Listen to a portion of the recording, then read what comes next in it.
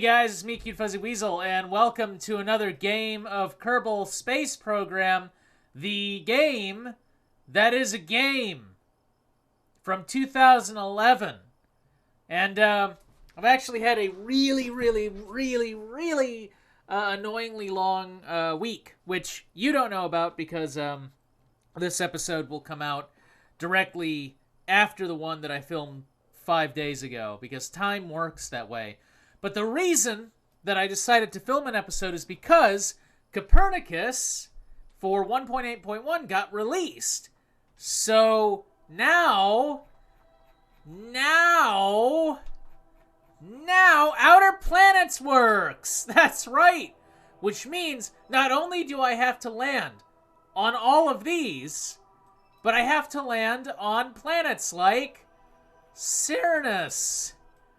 And it's, 1, 2, 3, and I think there's a fourth, 4, 5 moons. I have to, before the series is over. I have to land everywhere. I gotta land on Urim. Of course, okay, I can't actually land on Urim. Like, I can't land on a gas giant, so I'm gonna cut myself at least that little bit of slack. I can't land on gas giants, but I have to land on Urim. And it's one... Oh, God, this is a nightmare. Oh, the moons are so close. Oh, that's going to be evil. Or easy, I don't know. But Urim and Wall. And Wall's moon. Because the moon has a moon. I have to land on them.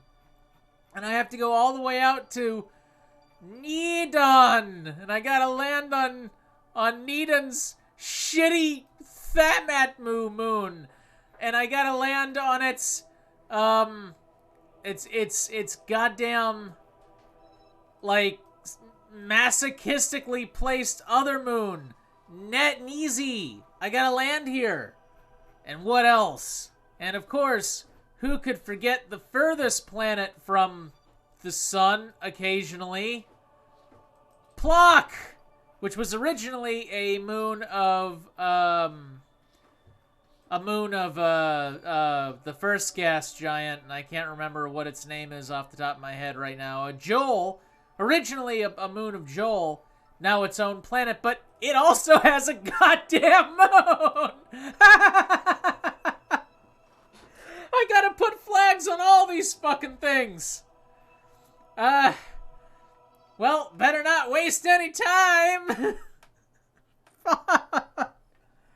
The series is never gonna end. Like, it might stop one day. There's no way I'm gonna finish that.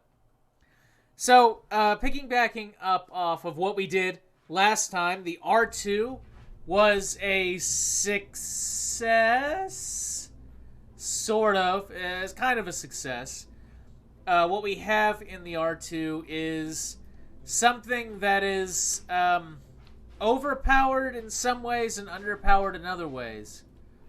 And so what we decided was we have to put some solid fuel boosters underneath here to get it to not suck. Actually, it doesn't really suck. It's actually a pretty good, pretty well-designed little ship. So we have this, and for the solid fuel boosters, I'm going to go with these instead of the smaller ones. And the reason I'm doing that is just longevity of the assist. So we'll strap some fairings to this bad boy to make sure that it doesn't, like, flex apart like some kind of donut. Because donuts flex. And we will do this and this. And then, right, so the mission parameter was, we were gonna, this next test, which we'll call the R-2-1, will not only test the orbital capability of the R2, but we're also going to try to send a probe around Mun.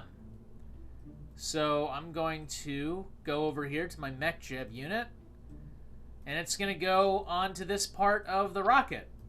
So when we get into orbit, the upper part here will detach, and then we're going to pilot this, and hopefully, at the very least, get a lunar flyby. Whether or not we actually manage to get an orbit, that's a plus. That's not the objective, just a flyby. But if we can get into an orbit, all the better. So we're going to save that, and we're going to select a crew. I think we're going to go with Valentina, and eventually we'll have to hire on more astronauts, but for the time being, you know, Valentina and the rest of the orange crew are fine. They'll make up the bulk of my space station when we get around to making a space station. By the way, for those of you who have never played this game, and there are a few in this audience that actually haven't, yes, you can build space stations. You can do pretty much anything in this game. You can actually, I think I've seen videos where people have recreated World War II in this game through careful application of modding, resources, and camera control. Alright, so this seems good. Valentina's all strapped in. We're going to go ahead and launch. I think I'm going to go for a 400,000 mile orbit, 400,000 meter orbit, I don't know, kilometer orbit. As soon as it loads, and hopefully the game doesn't crash because now it's overloaded with mods. So, boom. That's going to be 400 kilometers. 400 kilometer orbit. And that'll test not only whether or not this thing can do things in high Kerbal orbit, but also satisfy my curiosity. All right, 3, 2, 1. Fuck. Okay, so the rocket might be a little too heavy for just the four... just the... Wait, there it goes. Will it make it? Will it make it? Oh my god, it's going! It's going! You know, I just realized that I really don't have the best launch escape system on this. So now might be the moment that I test it. Oh, and I'm launching during the fucking night, too, which also sucks. Go, fire, fire, fire. Come on, come on. Oh, deploy. Oh, shit. Oh, shit. Oh, shit. Oh, shit. Oh, shit. Fuck. Boo!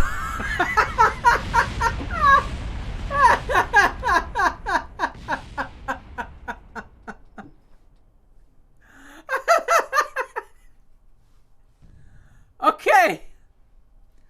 So there are some problems with the design. So what we'll do is instead of having 4 of these, we'll have 1, 2, 3, 4, 5, 6, 7 of these. We'll have 7 of them. And yeah, that's gonna start to get a little bit, you know, a little bit R1-esque. However, I think you'll find that the end result is a far more capable and stable platform. So we'll throw some fairings on here. And some fairings on here. And some fairings on here. And some fairings on here. And some Farengar. They're taking the hobbits to Isengard. And some finger puppets. Cool. And now they're all good, and that'll launch. Alright. Save. We're still using Valentina, even though in an alternate universe, she turned into green paste, and then immediately was incinerated. I presume the inside of a Kerbal is green. I don't know. Bonus points if you've dissected a Kerbal in the past. You know, I mean, I don't know. I don't know what anybody does for fun. Certainly not whatever I do. I mean, I just basically sit around waiting to go to work or class, so... Clearly, things in my life are great. Alright, let's launch. Okay. Alright, we're gaining altitude, which is a plus, as opposed to last time, when everyone just died. So we're gaining altitude, and we might even be able to control this. Although I am noticing that that's kind of waving, you know? Sort of wobbly back and forth. But I think the entire rocket's kind of wobbling back and forth. But that'll go away once the boosters, you know, activate. Those go, and then they'll detach, and that'll go. We can do this. We'll be fine. We'll be good. We'll be good. I kind of wish I didn't launch this in night time, though, but that's fine. And we are losing altitude the moment the solid rocket boosters fell away. These 3 boosters may not, in fact, be powerful enough to lift the rocket even at 10,000 feet. Hey, okay, alright, we're gaining speed again. We're gaining speed again, okay. So perhaps I spoke too soon? Fuck, I should have waited for the day. I should have waited for daylight to launch this thing, because I can barely see anything except for this. What does it look like from far away? Oh, it looks like nothing. Yay. So those will hopefully hit the water and just kill some fish. How are things looking inside here, Valentina? Ah, empty and horrible. So in the alternate universe where she got, like, splattered, I guess this was, like, the last thing that she saw, just kind of, like, frantically looking around. Keep a good thought. Luckily, we're launching into what I assume is dawn, which means that we get a you know, a pretty little image. Yeah. That's nice. Hopefully YouTube doesn't use this as the thumbnail, though, so then it just, like, looks like nothing. But yeah, this is a good image. Now, keep it nice and symmetrical. And I've got a good feeling about this because our apoapse is currently 38, and we're not even out of fuel for these 3 secondary boosters, which means we're probably going to make it into orbit with this. And if we can make it into orbit with this, then we can definitely get a lunar flyby. In fact, we can probably get a lunar orbit, which will be a really, really, really good second test run of the R2 for sure. Like that would make this spectacular. All right, we're launching. So yeah. Let me make sure that we're at least escaping the apoapsis here. That's coming up pretty close. We might not be getting the kind of speed that we need. Because once you get up this high, it's really all about, like, going as fast as you fucking can. And I'm not sure that we're getting that. So let me lose this fairing, because we don't need it. We're far enough up that we don't need to worry about atmospheric oh, shit! Oh, shit, I just thought of something. Ah, fuck. Okay, so alright. Plan B. So what I just realized that the probe body on this thing doesn't actually have any batteries. So once we detach, we have only the power left in the mech jeb, which is 5. Which will be enough to nothing.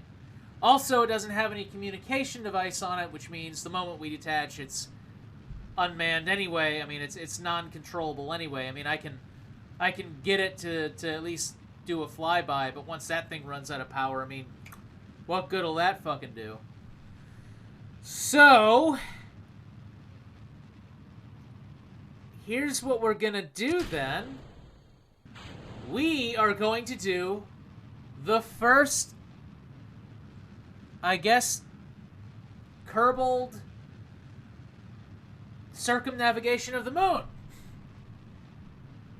Because at this point, I don't have a choice. I either have to do that or nothing. I'm in too deep. I have to salvage the mission.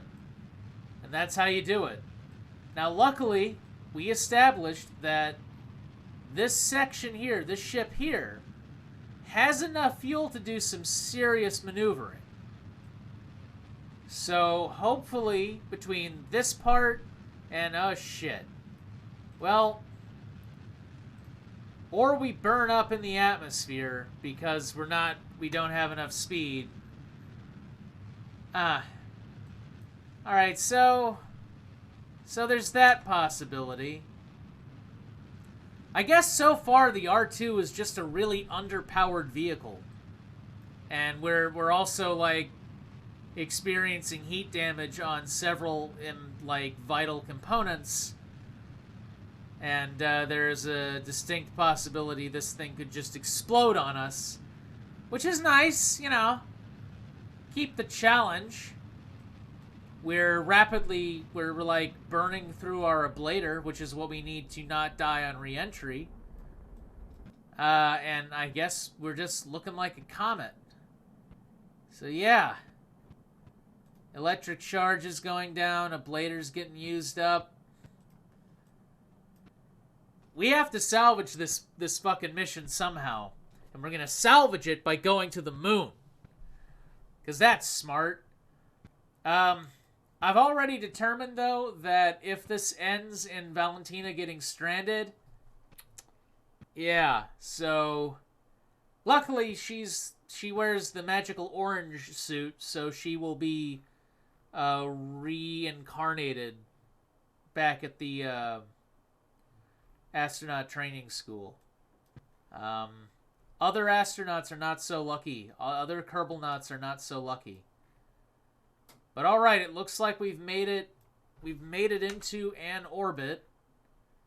So yeah, and look at this line of debris. This is debris from the first R2 test, which, you know, if you think about it, should really have, like, deorbited by now, but yeah, we'll deal with it. Alright, so we don't have any RCS systems, so we are entirely dependent on the on the gyroscope thing. But we've made it into orbit, roughly into orbit, with this entire section, and this section, and this.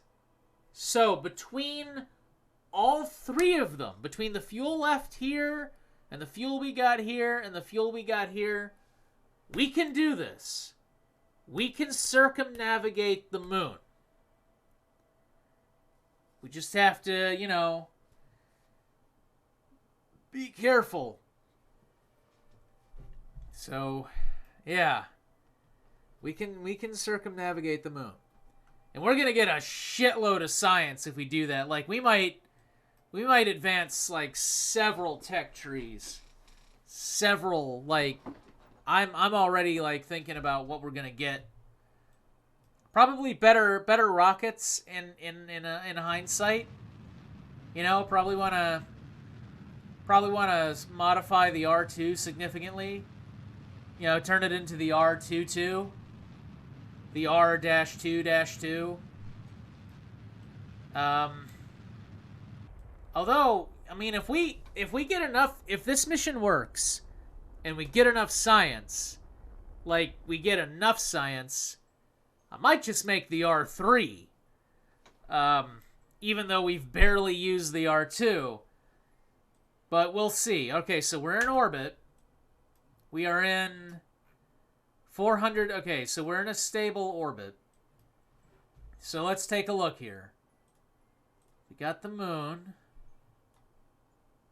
And we actually have enough delta V to do this. Now, unfortunately, the UI was made by someone who can see in more colors than a human, like a mantis shrimp. So I can't tell whether or not we're gonna have to stage. But man, if we can get all the way to the moon and not have to stage, that would be amazing. So we're going to execute this node, and we're going to see how well this works out. Valentina's probably really fucking excited. You know, I'll be the first living Kerbal to go around the moon. And I'm kind of, you know,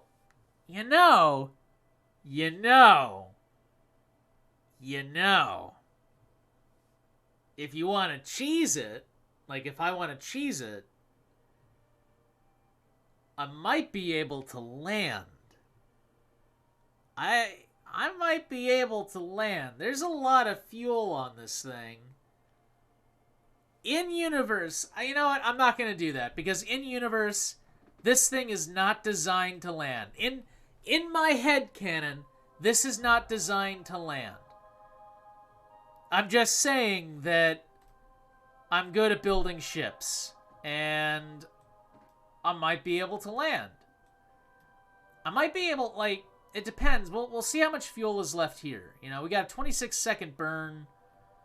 No, we got a 46-second. Well, all right, 46 seconds. All right, scratch that. We probably can't land this thing. But man, if we had more fuel there, we could land it. I am very confident that we could land this. Yeah. So, Kerbal spaceflight history and actual spaceflight history are going to deviate by a significant amount. We didn't put our first people around the moon until 1968, and we really started the space program really kind of took off in the 1950s. I want to say 55, 56. So it took us 11, 12. It took us around 17, 18 years. Rattle off history, and then I have to do basic mathematics in my head. All right, let's get out of the shadow of the Earth so we can actually fucking see. Holy shit. We have actually quite a bit of I don't know, guys. I could land this. I'm actually pretty confident in my ability to land this thing. But I'm not going to. That's for later down the line. God, that's some bad low Kerbal orbit debris. So here we are. We're coming up to the moon. We're going to inject ourselves into a lunar orbit. But first, we're going to get some science. Boom! We did it! We made it to the moon. And there's the moon. A lot fucking closer. So let's go ahead, get some data. Log visuals. Get some good data. And get some like atmosphere. Like, shocker, it's 0. It's almost as if we're in a vacuum. Temperature, yeah, it's cold. And now that we're out here, EVA, and we can get the first EVA data from the moon, which is apparently 11, which is kind of bullshit, but whatever. So let's get that, and it depends, like, how close of an orbit do we want to get around the moon? Like, how close? We've got enough fuel to get pretty goddamn close. So, I don't know. I don't know. We could get really, really, really close.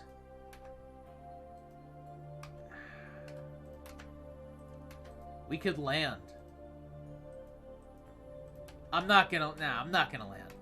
But I could get into a very, very low orbit, which will be useful.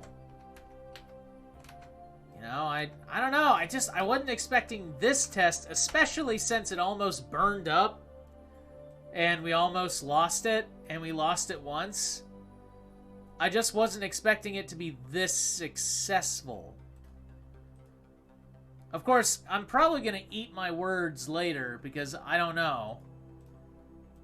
I don't, like, not enough electric charge. Yeah, I guess empty is good. Oh, God. Well, luckily, we don't have any kind of life support mod installed, so having no electric charge on the spacecraft doesn't automatically kill the crew and end the mission. Even though in reality it very much would kill the crew and end the mission. So we're just going to assume that inside there's a bicycle attached to a little pump, you know, a little electric motor, that allows Valentina to not die. And that the whole ship can be run manually through magic. No, through that little onboard motor. So when she goes inside, she's just like, gotta keep the computer from killing me. Right. So if we don't try and take an orbit, we go on this extremely out there oblong bullshit thing, and you know, just kind of stay in space forever. However, we can get this thing pretty goddamn close. Like, we can get it really close. We could go in. Okay, that's too close. We would crash. But we could get within 17 kilometers of the surface. Now, we'll have to stage and use up a bunch of fuel in that regard, too. But we could do that. Execute. Oh, and somehow, even though we don't have electric charge, it's still moving. Which is, like, you know, sure, buddy.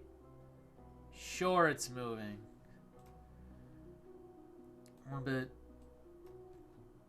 So once we get, we're gonna get it real close to Moon, and we will take the materials reading very close to the Moon, and we'll get all the rest of the science very close to the Moon, and then on the way back we'll do all the like let's look at the, you know, transfer all the science into here, and then well, actually, while we're in orbit, we'll do that, and then we will deorbit from the Moon. And, well, maybe I spoke too soon. We might actually have stranded someone in a long-slung orbit forever. Yeah, we're moving extremely slowly. However, we are moving, which is interesting. I guess she's just like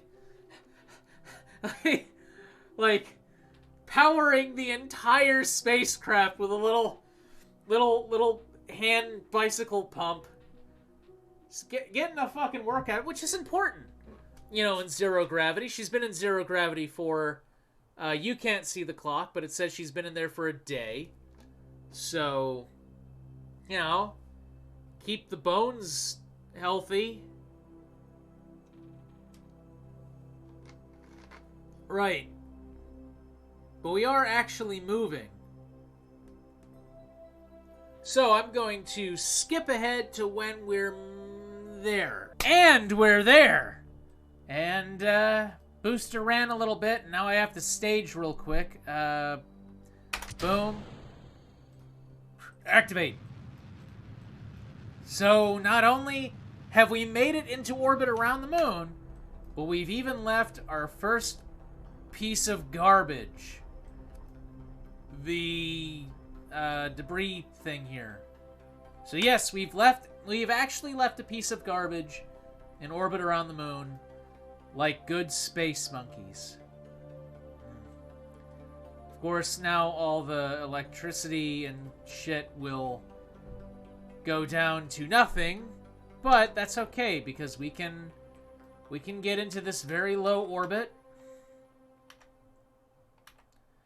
and we can just get into this very, very low orbit, and it wouldn't even matter if we were, like, in contact with them anyway.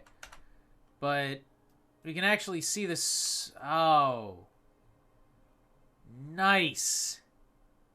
One day, folks, we're gonna land there on a ship that's not dead and alive. One day. So we're gonna go ahead, observe materials bay. Boom, 52 science. Log visual data. Boom, 12 science. Collect solar particles. Boom, 16 science. Do the magnet boogie woogie, 10 science. Log pressure data uselessly. I forgot how many science. Temperature scan, 16 science. And now, EVA. Boom. EVA report super close to the moon. So close that we might actually be able to land using nothing but the EVA suit. But we can't, actually, because it's not Minimus. That was 16 science. Fuck yeah. Yes. Alright, so we're going to remove the data. We're going to collect all the data before we do the deorbit burn, because there's a chance that we might, like, end up having to ditch this section. And if that happens and we still have a burn to do, then we're going to lose all the science. And I don't want that to happen, because I'm a science cat. Alright, here we go. Come on. Come on, give me all your science. Alright, you.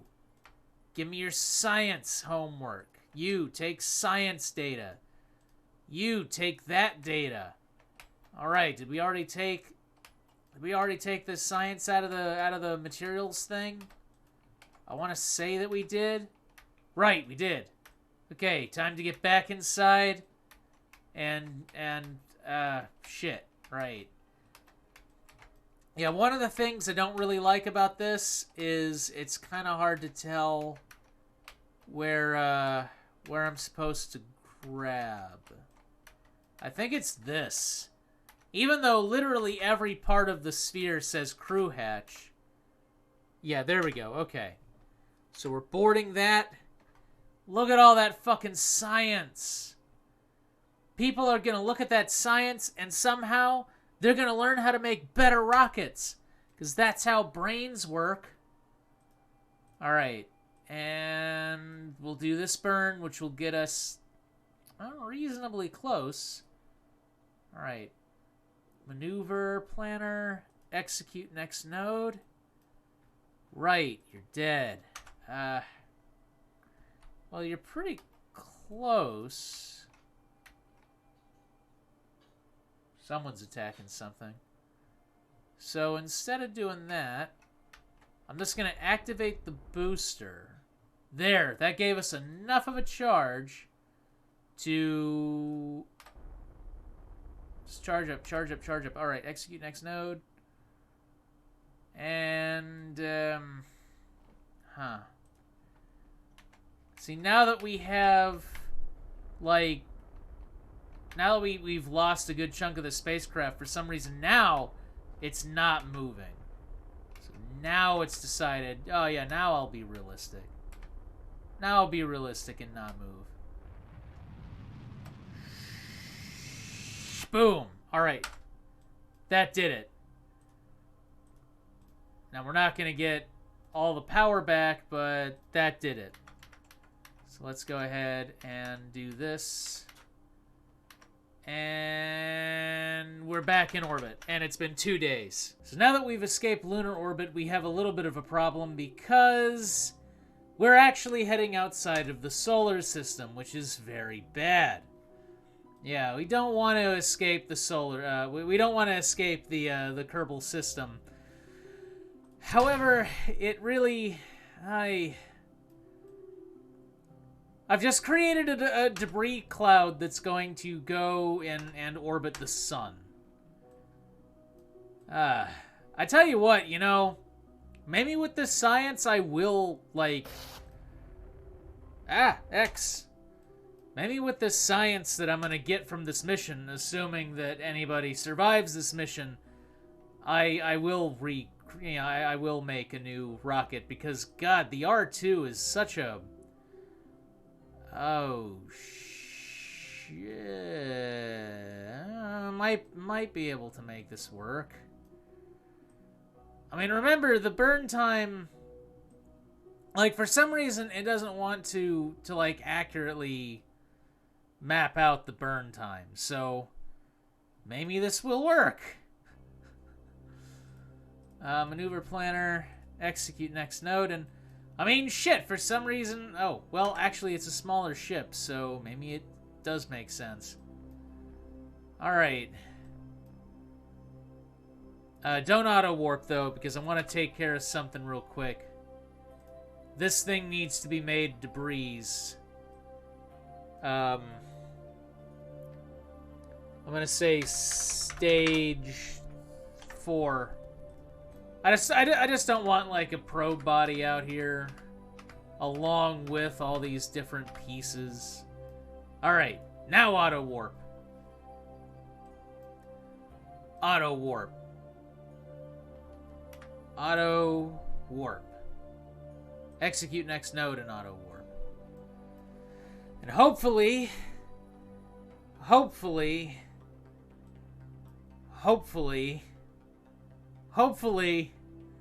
the little engine on this thing and all the hydrogen fuel on it will get us out of here. Hopefully. I kind of didn't expect the sheer amount of acceleration that the, well, I didn't expect it. Yeah. Alright, we're getting there, we're getting there. Pretty capable little piece of shit, I tell you. And we've got all this stored data, and it really would be a shame to get this fucking far and then not have it work. So I got, like, my fingers crossed and everything. Oh boy. So far, this is a very long episode. As Kerbal Space Program missions often are, extremely long. Oh boy, come on. I just really, really fucking want this to work. And I think we will, because there's just a shit ton of fuel on this section. In fact, we might even be able to get it so I'm coming in on the day side. Now, my real concern right now is the ablator and, like, how steep we're gonna come in. So, yeah, going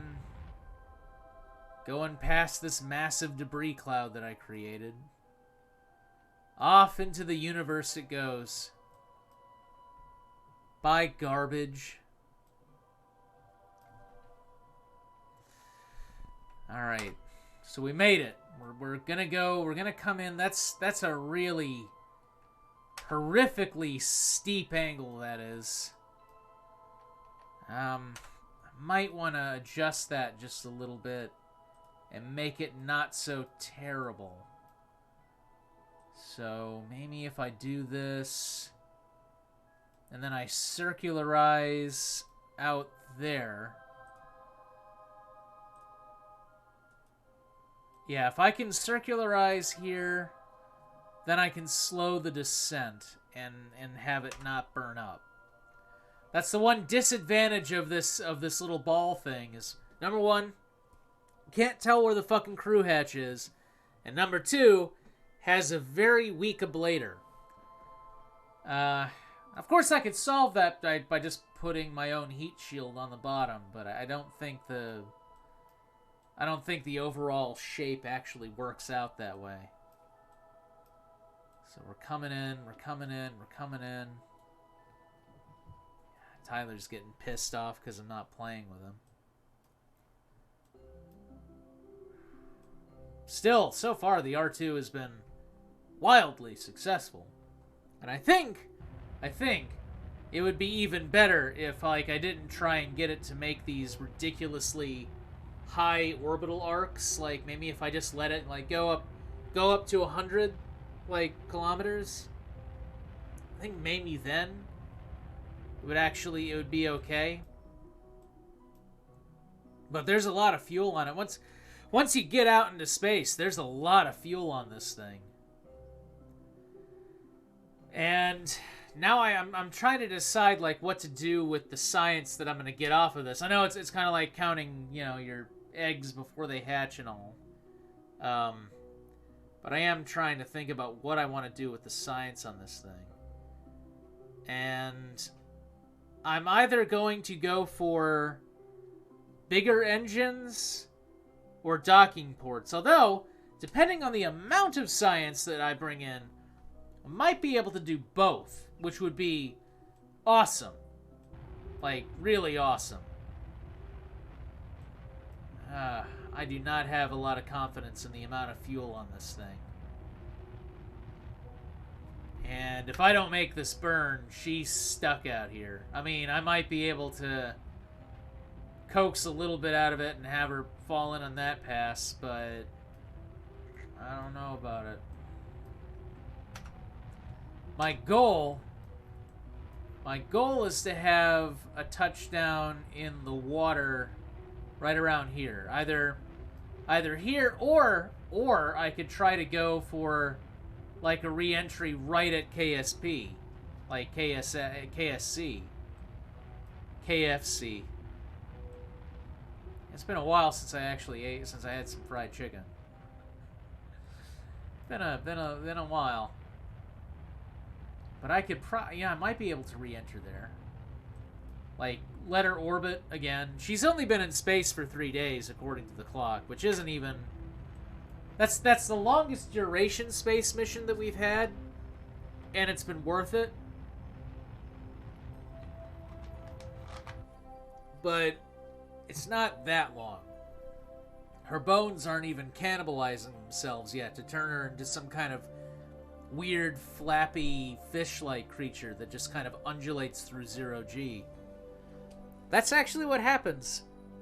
I think we would be remiss if we didn't have, like, a population of rats up in the ISS and just do generation after generation and just see how they get all messed up. how they get all mutated and fucked up after a while.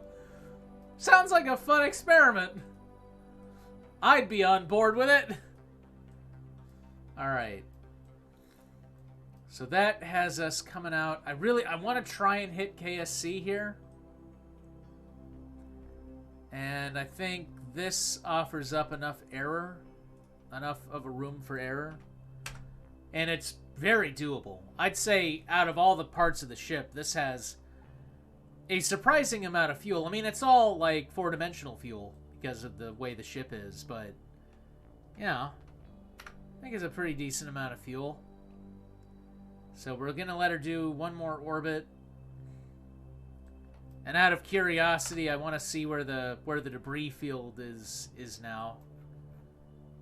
Yeah, it's all there. It's just clustered around, heading out into space. All right, here we go.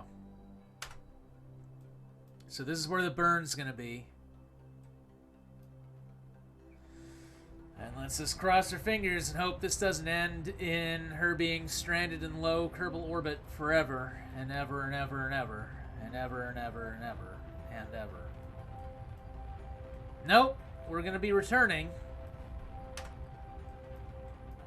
And we're gonna try to return near... Alright, that's too steep. Right, because planets move. Fuck. Forgot about that. Now, shit. So we're not gonna make it. We're not gonna touch down near KSC, but we are at least going to, touch down during the day, which is important for morale. All Alright, here we go. Okay. So decouple that. And then retract one of these so I don't, like, end up having these burn off. And retract antenna. This really is a little rinky-dink ship, though. Like, in terms of end result, it doesn't look nearly as cool as the old R1s did. But it's significantly more functional. Alright. We're also not coming in at that high of a speed, so we might be okay. The blader is going to start working any day now. Yeah, we definitely need a heat shield right there. Coming in. What's it look like from in here? Ah, it looks like we're just dying in fire.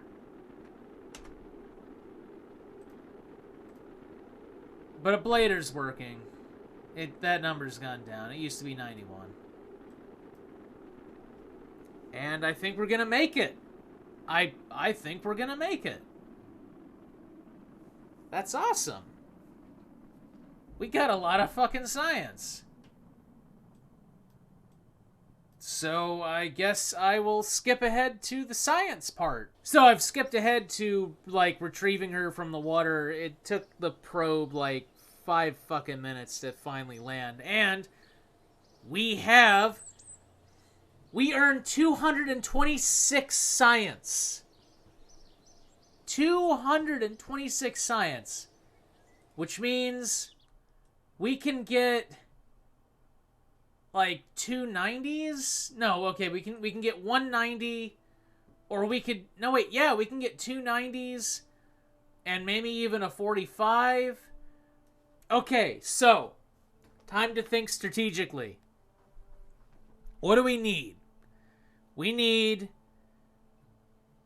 need larger boosters, which would be here, heavy rocketry. And,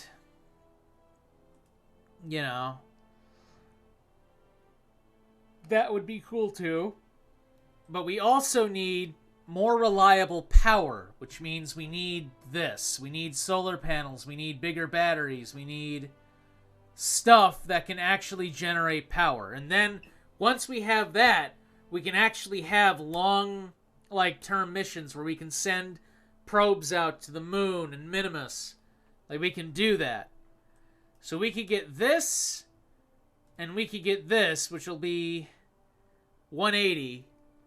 And that'll leave us with a little bit more. Now, I'd really, like, I really want to get something like specialized construction, so I can get, like, docking ports.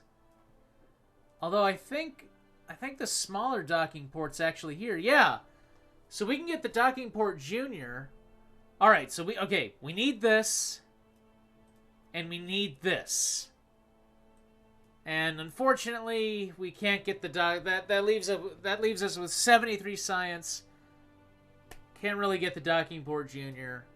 Can't really get anything else. But with this and this, we've done a lot. We can do a lot more science with the heavy rocketry and the electronics.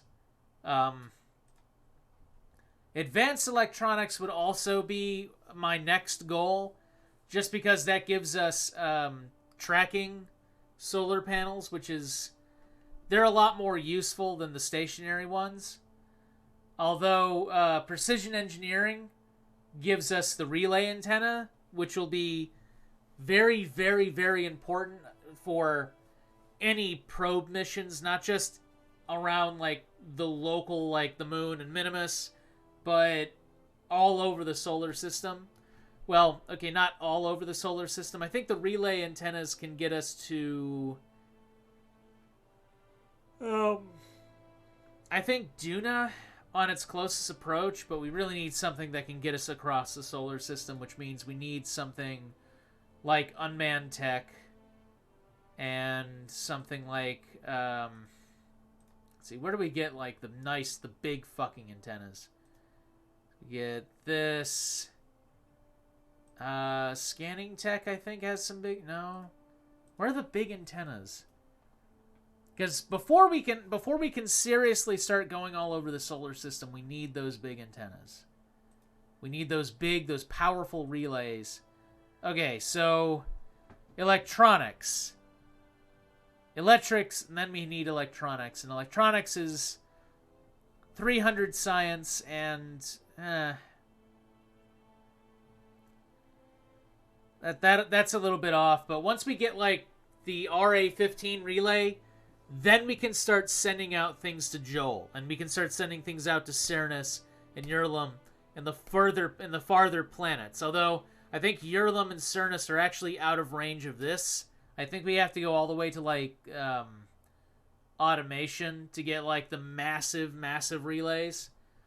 But it doesn't matter. We have this, and we have this, and this actually comes with another science experiment like this, the radio frequency antenna, and this comes with, like, the really big cryogenic rockets, and the Skipper, which is a much more powerful engine, the Bobcat, all that.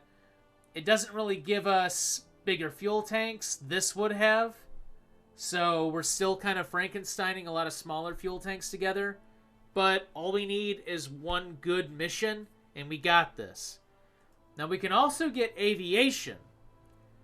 And aviation has some parts in it that I might like.